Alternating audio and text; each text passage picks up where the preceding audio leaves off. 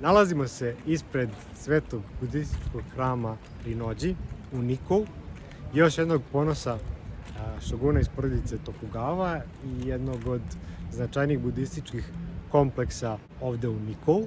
Ovaj hram je poznat po svojoj lepoti i svetosti i jedan je od prvih velikih budističkih hramova u Japanu. Smatra se da potiče iz 8. veka i da su ga faktički prvi budistički monasi koji su došli ovdje u okolinu podigli. U njemu se nalaze zlatne bude koje su vrlo lepe, nažalost ne može da se fotografišu unutrašnjost ovog hrama.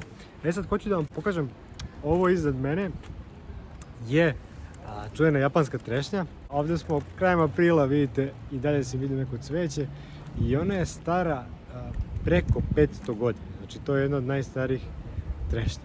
Sad ću vam pokazati malo kako ovaj kompleks izgleda. Inače, ovdje je zvonik, a ovdje iza nalazi se, vidite, ovaj zlatni deo.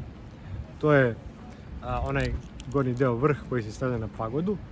A ova prostorija iza mene je ritualna prostorija gdje se spaljuju molitve po starom budističkom običaju koji je došao iz Indije. Evo još jedan pogled na trešnju koja je stala preko 500 godina. A vidite, ovdje iza mene je nešto što je karakteristično za budističke hramove.